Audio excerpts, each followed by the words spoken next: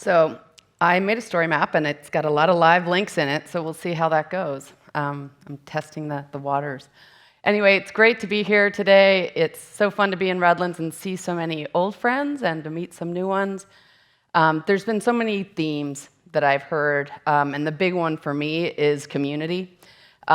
These days, changing budgets, changing priorities, changing administrations, I've really come to value the strength and the support of my professional network. And in my educating world, I tell that to my students.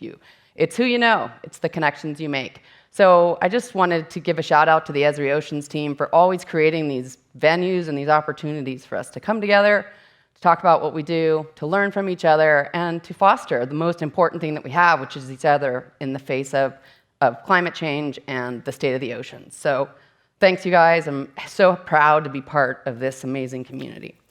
So with no further ado, I'll tell you about some work that I do in marine protected areas. And I entitled this Protecting Our Ocean One Place at a Time. I work for Noaa's Marine Protected Area Center. It's a tiny program. There's about 5 of us that are permanent staff that work on data and tools for marine protected areas in the United States. We are housed within the National Marine Sanctuary Program, but we think beyond Noaa's marine protected areas to state and local and territorial MPAs. We're unique in that we were established by an executive order in year 2000 with a really explicit goal that I listed in here to strengthen the protection of U.S. ocean, coastal, and Great Lakes, important to note, resources through the coordination of existing MPAs. We don't have the authority to create MPAs, but we are the connective tissue. We're designed to work with programs, to connect them to each other, to build capacity, and to advance the potential for MPA networks. So not just one MPA in one place, but the groups of MPAs that work together to conserve and protect linked habitats across the United States marine waters. So bear with me if some of this stuff doesn't load, but there you go. Look at that. So the big part of my work, if I had to say what explicitly one thing that I do, is I do the care and feeding for a database called the Marine Protected Areas Inventory. And cool that I have seen my data set, or I can't own it, but the data set that I manage in a lot of different presentations in the past couple of days. So, and even in some of the trainings, apparently, that were on Tuesday. So it means my data are being used by folks for some of their marine applications, and that makes me feel great. And the unique thing about the US MPA inventory is it's a partnership. It's something that we built in collaboration with lots of different MPA partners, and that the center, which I forgot to mention in this slide, makes us unique too, in that while we live inside of Noaa, we're truly a partnership with DOI. So we're unique in that we really are, as I said, this connective tissue between MPA programs. So as you can see in this image, this is a recent feature layer that we've created for 2018 MPAs. There's lots of different MPAs, different types of MPAs out there, and our role is to try and understand this complexity and distill it down so folks can understand the sort of state of marine conservation in our ocean. So I'll just give you a snippet of information. This is an example for a site up in Alaska. These are some of the attributes that we collect, and the key for us is really having consistent attribution to all of the data so that we don't have bits and pieces and some with attributes and some without. It's a moving target, so we're always working towards that.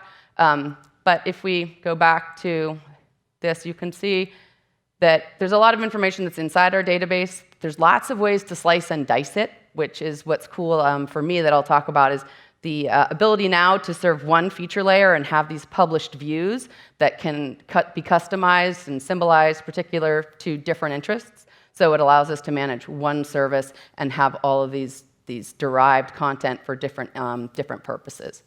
So as I mentioned, the inventory includes all these different types of protected areas that meet our Noaa definition of an MPA, which is, I'll talk about in a second. But the inventory also serves the protected area database of the US, the World Database on Protected Areas. We contribute data to MCI's MPA Atlas, and I'll talk a little bit about this great partnership that we have with Anthropocene Institute Protected Seas Database, which is advancing our work too. So the number one thing that we get asked for all the time is these numbers, these stats, how much of the ocean in the US is protected. And Caitlin brought it up, and I'll show it in a second. These are to meet some of the global targets, just to understand where we are in the US relative to other countries with respect to protecting our oceans. And again, our ocean, I'm trying to go with one ocean these days, protecting our ocean. So as I was mentioning, there's various definitions, right? So in this slide, you can see that the way we slice this cake, we have MPAs that cover over a quarter of US waters. US waters in itself is hard to define because it's not just the EEZ, it's state waters and estuaries, and we include the Great Lakes. So the denominator is different than maybe what someone else would find if they Googled it and pulled it up on Wikipedia. We also have the second question that we get asked is how much is in a no-take MPA? So how much is totally closed to extraction? And that number's a lot less. And even that number is disputable depending on how you slice up those protected areas. And there's a lot, based on this administration we're in, we are promoting that a lot of the areas that we protect allow multiple uses. So just because it's protected doesn't mean it's closed. So again, there's the spin doctor nature to what we do is, how they say, how to lie with statistics, right? So there's a little bit of, if you have the data, you can tell different stories depending on your audience and also what type of information and story you're trying to tell. But the database always remains. So it's there with the attributes and the classification information so that we have a consistent, reliable source of data. I mentioned our classification scheme. I'm not going to spend too much time on this, but it gives the background, the metadata behind a lot of the attributes in our database. So here are some of the national statistics. I said 26% is in US waters is protected, 3% in no-take. 96% of this is really an important piece, and I'll show you this in our dashboard. So much of the protected area is in the Pacific. So, it looks like we've met the targets and 26% of our ocean in the US is protected, but most of it is out in the remote Pacific where arguably there's a lot less use. So, understanding what that really means is different than slicing up the data and the numbers. We have lots of different agencies that are managing MPAs. That's part of the challenge is sort of herding those cats and understanding who's doing what, and looking at change over time. So this statistic says that we've increased protected areas 20 times between 2005 and 2016. But the cool thing for me in the tools that Esri has provided to us in recent years is the ability to provide those statistics interactively to anybody out there. So through the dashboard I was telling you earlier, I'm not going to get too much into this, but we go with numbers of MPAs because, first of all, there's some areas where we have so much overlap. And the Channel Islands is a perfect example. There's, I think, 13 different types of protected areas in one given spot. And it can be from stuff that BOEM is doing, stuff the state is doing, the water quality protection folks, the sanctuary, National Park Service, wildlife refuges. Sometimes, strangely, those jurisdictions all overlap. So we don't usually show area statistics because we've got to do a lot of dissolving, which I think we're moving toward being able to dissolve on the fly for some of these purposes. We haven't got there yet. But what I love about this is you can look at the US and it will tell you the number of MPAs. Let's see, did I not show you the difference in definitions? Yeah, sorry about that. MPA to us is a bigger bin than it is to the international community. The IUCN sets a definition that I won't read, but it's slightly different than the NOAA's definition under our executive order. And in particular, NOAA's definition includes fishery management areas that have a conservation focus. In global world, things that are set aside to protect fisheries and a sustainable production of take are not included in the IUCN definition. So while we manage them inside the MPA inventory and we categorize them as such, they don't meet the IUCN definition. So there's different ways, as I said, to slice the pie, and different people want different statistics. So, and some of those people or some of those interests are the UN Sustainable Development Goals, which Caitlin mentioned. And right here, by 2020, conserve at least 10% of coastal and marine areas. So our database is what's used to get to those numbers, and particularly the IUCN categorizations of our database. So that's a subset.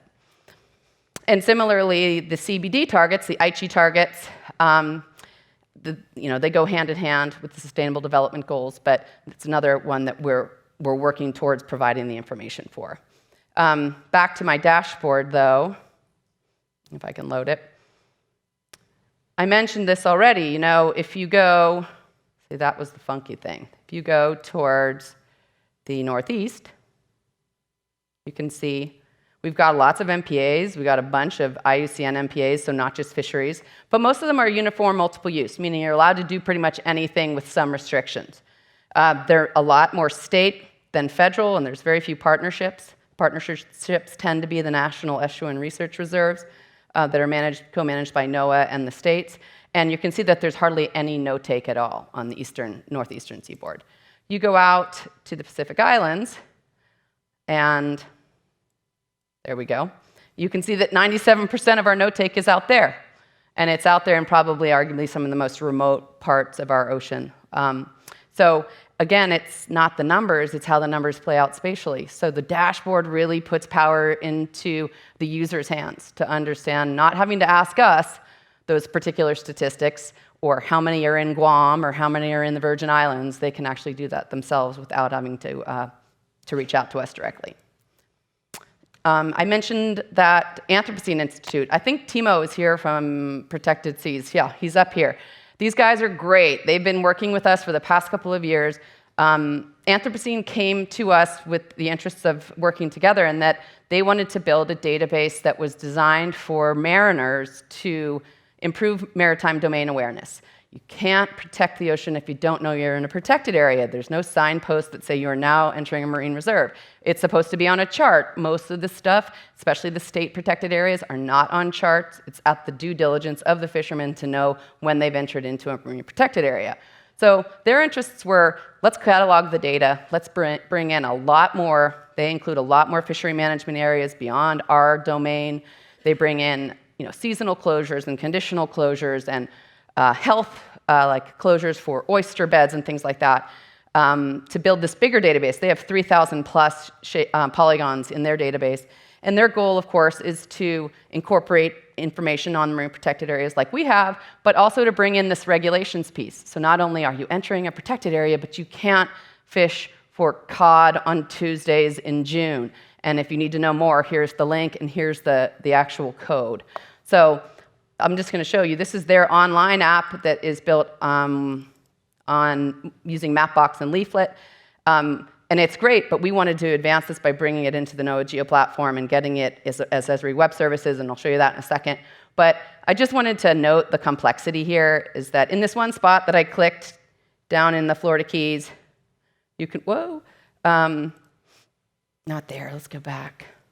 You can see that there is a lot of different types of protected areas and a lot of different overlap of regulation. So imagine a fisherman's out there needs to know all of these different regs, and that they're never until now been put into one place. So that's the value of what the work of Protected Seas has been doing. And then for us to be able to bring that information in and merge it with the MPA inventory is just a lot more value added. So, I mean, I'm not going to go through this, but look at all this. It's crazy. So what we've done is we've built a web service from the Protected Seas database, and we've built this cool new, it's still in flux and in development, but it's out there. Interactive data viewer. We have a ton of disclaimers that seems to grow more and more, but important for the work we do, especially as a public-private partnership, so that's important to note. I'll just highlight some of the cool things that I like about the tools so far is the layers I mentioned. We can provide different views of the same data without creating different web services. And as we change the web service, as you know, the view will change. These are hard to read because we're not zoomed in all the way. Let's see. We have sliced the pie into IUCN MPA, so you can just look at the ones that meet the global definition. You can look at things where commercial or recreational fishing are prohibited and select different data sets depending on what your interests are. And we get a lot of interest in the no-take, especially for the policy and folks trying to understand what is totally closed to fishing. So love the different layers. Also the ability for a user to filter. Managing agency, so Park Service can type in Park Service and pull up their particular MPAs. You can have no-take or multiple use sort of things in there. You can type in, I tried this earlier and I think it worked, so I'll try this again. Manatee, it'll show you just the sites that have named manatee as one of the purpose of the protected area. So this helps us get at what gaps we have. What are we trying to conserve? What are we not conserving? What types of resources are never called out in any type of protected area? So I think a big piece of what we know from this work is not necessarily what is protected, but the gaps and what isn't. So the other thing that I like is, this is getting buggy, my export button, so I'm not going to show you that. But this is my other favorite thing, is the ability, I'll go to the Channel Islands just as an example, the ability to add data. So a user, a random non-GIS user, can go in, type in Channel Islands, and explore the data that's on the Geo platform and in ArcGIS Online. So I think I typed in oil platforms, and you guys are probably all proficient in all of this, but search, and the rigs right there, you can add them, and you can start to look at how many oil platforms are near or within the, the area, the channel between the Channel Islands. So, and I mean, as you know, that's one layer of millions, and this is in the hands of somebody who, has no GIS expertise. They can load in all these different data layers. So that's been very cool, and we're looking at ways to promote this to the necessary communities. Thinking beyond the boundaries. I've mentioned some of this already.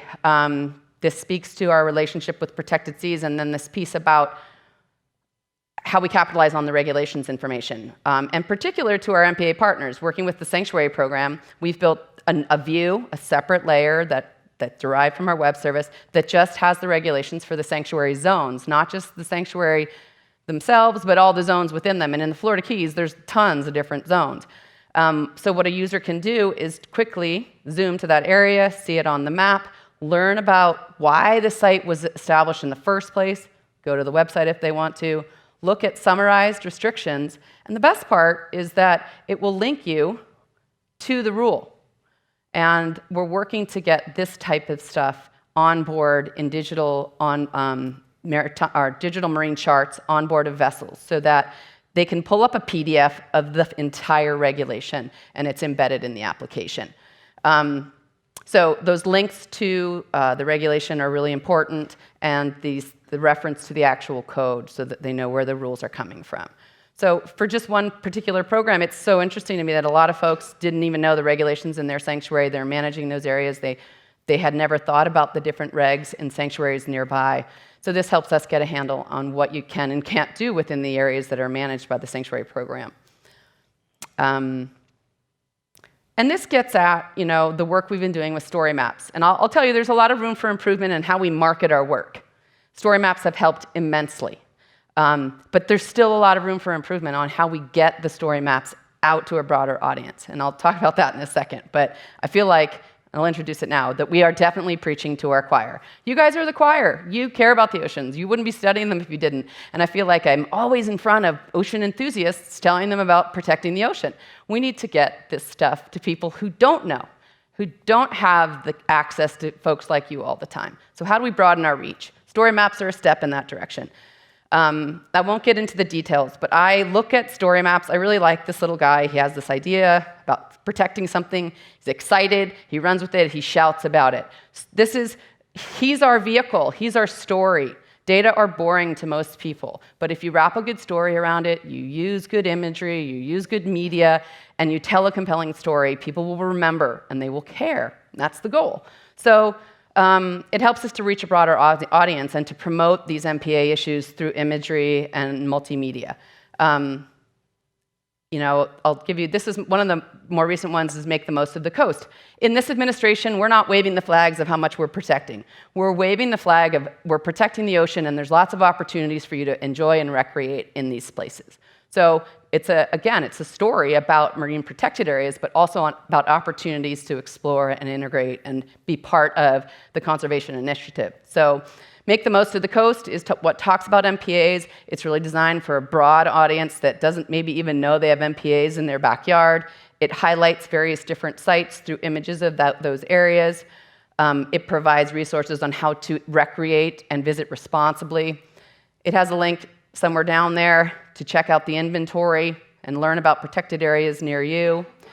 And And what I like, too, is that it allows us to integrate some of this really compelling imagery about protected areas. And again, that's what people remember. It allows us here, too, to embed the virtual dives. So Caitlin Seaview